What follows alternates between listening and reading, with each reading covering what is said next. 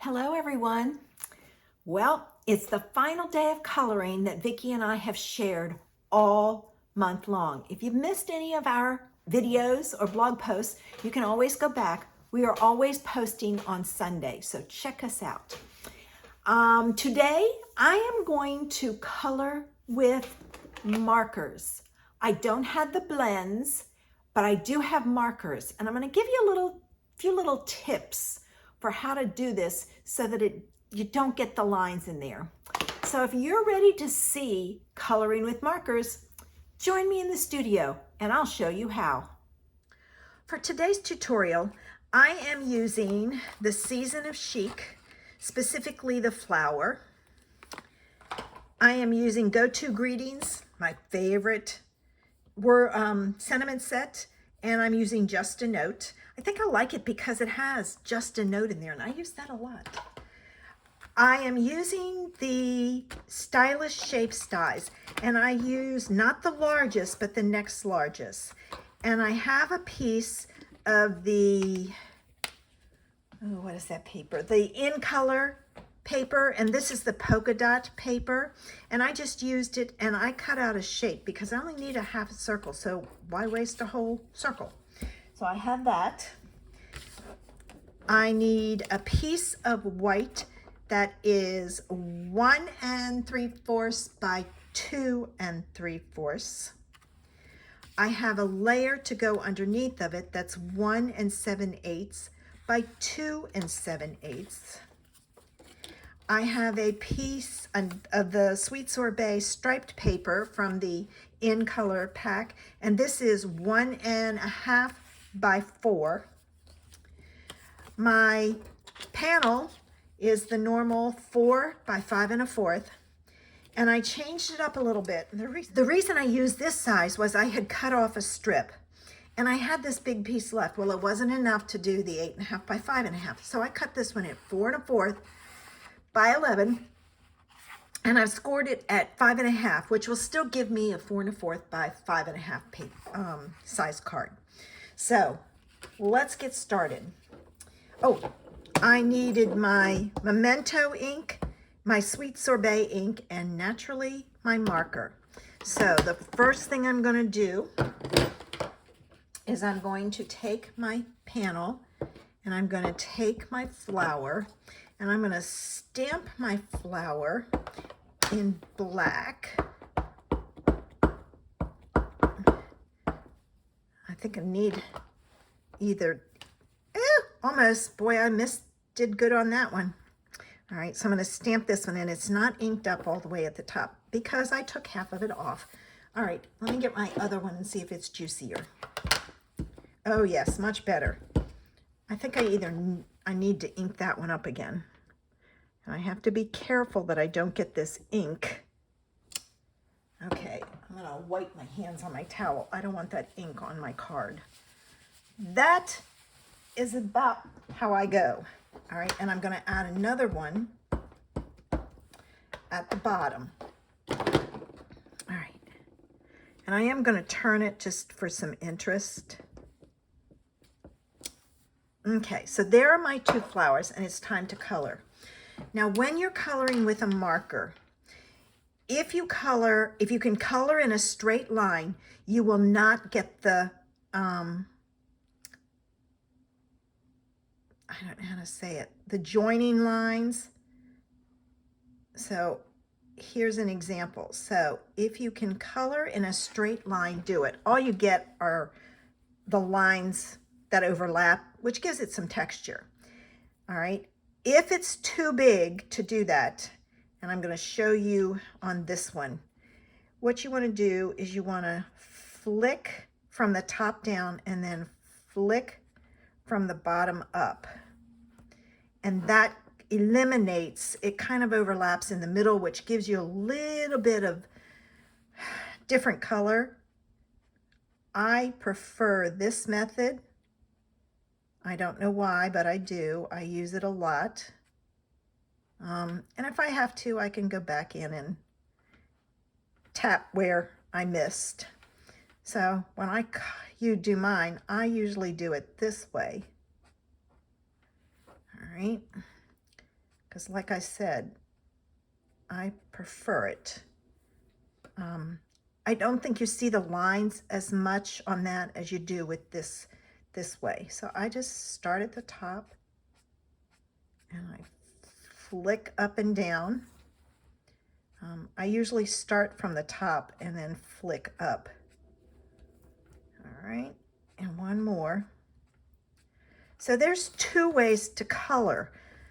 Straight lines, but if you've got a long piece, that's hard. Flicking is a lot easier to me, so that's why I do it. I know where to start and I just flick down. They are long strokes, and I do overlap further than just right where they would meet. So if you don't have the blends and you want to color, this is a great way to color your image. Now for spaces like that, I do the long strokes. But like for this one, I gotta be careful. I went outside the lines.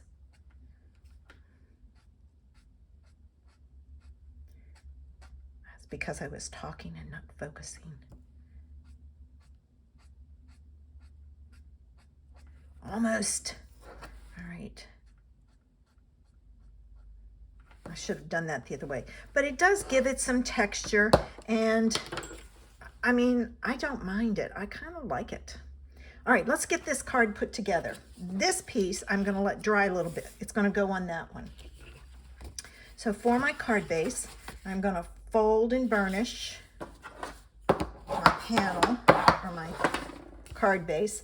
Now for this panel, I'm just putting a white panel on the front. I didn't emboss it or anything. If you want to add some extra emphasis, you can emboss it. And I need to squeeze. Here we go, it's flowing now. I need to refill this, so I'm just going to add some dots so that it gets enough glue on there. When it's real thin like that, I don't know if it should hold, but you never know. All right, so there's that. Now, the next thing I have to add is my strip across here. But what I want to do is I want to put this one on first, because that will allow me to overlap this piece. All right, but I have to get my bearings on my spacing. That will allow me to overlap this piece so we don't see that it was cut off. I do that a lot with my shapes, whether it be a rectangle or a circle, even a square. I just kind of use scraps, cut them out, and then they overlap and it hides it. Now, I didn't add layers to this. If you want to step it up, you can very easily add the layers. And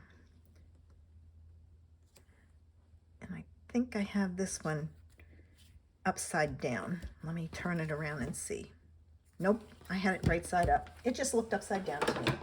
All right, now this I will put on with dimensionals to give it some interest. So I'm going to add some dimensionals back here. This one doesn't want to come off. Every once in a while you get one that just doesn't want to cooperate. And I think I may want to add some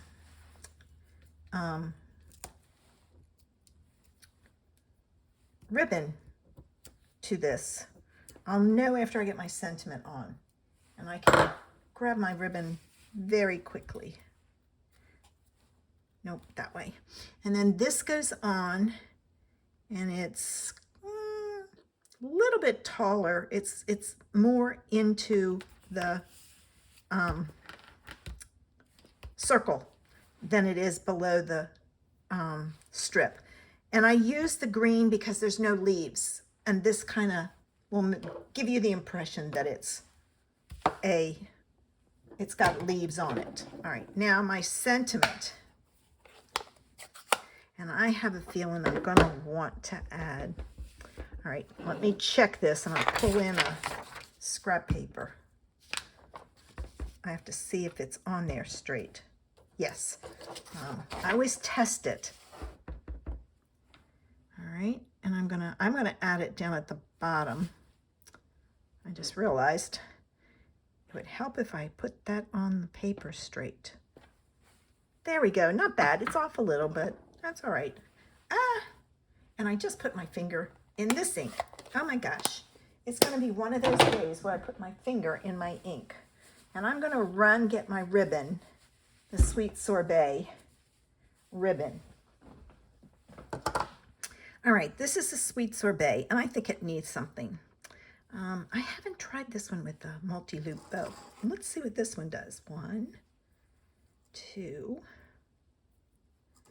1, 2, 1, 2. It may not work, but we'll find out. All right. All right, hold it in the middle. Oops. And I'm going to take these two and pull it up. These two and pull them up. So I'm taking my loops that are the same size and pulling them up into the center. And I'm making them as even as possible. Now this goes down on here, and I usually hold it, and then I tie a knot.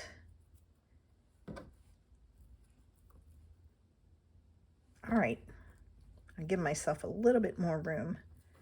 All right, I tie a knot. I don't pull it tight till I look at it and see. And if it looks fairly even, I pull it tight and tie another knot so that it's double knotted. And I make sure I don't grab any of my loops when I do this. Like I've got the tail here, so I'm going to pull it out. There we go. So just kind of watch it, and there. All right. Oh, not as bad as I thought it would be. All right, and I'm just going to pull my tails down so that they're at the bottom, and I can use a glue dot to help hold them in place. And then I'm going to kind of spread this out and see, and I can adjust it a little bit if I need to.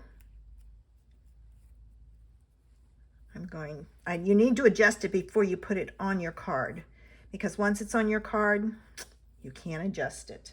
All right, now I'm going to take some glue dots, and I'm going to, like that one's going to be a problem child. So I'm going to put a glue dot on it, and I missed it totally. So let me try it again. Well, that one came off, so I will do this. I'll go to it. These are my paper pumpkin glue dots. I have a ton of those because I cleaned my paper pumpkins out. I had so many empty paper pumpkin boxes. All right, so this is going to go down. Now I have to decide where I'm going to put this. I think I'm going to put it down here. That's where it's going. And then what you do is you take and you separate your loops, and you pull one up and one down.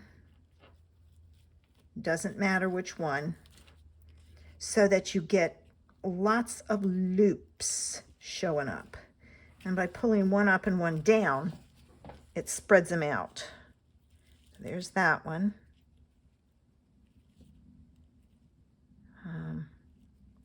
There's that one, but I don't see the other one to go with it. Wonder if they're together. Nope, it's not. I'm just gonna separate it that way. So I have lots of loops, and you can kind of adjust it and play with it and everything. And then what you want to do, that's that one problem, child. If it doesn't cooperate, cut it off. And then I just trim my ends. All right. Ooh, I still got little tiny pieces everywhere. And there's our Coloring with Markers card for today. I hope you enjoyed today's Coloring with Markers idea. Now make sure you go to Vicky's channel, I've linked it below, and check out what she did. I'm sure she has a fun idea for you. Not sure what we're doing next month, but we'll be doing something. So make sure you check back to see what we've got going on. Have a great day. Bye.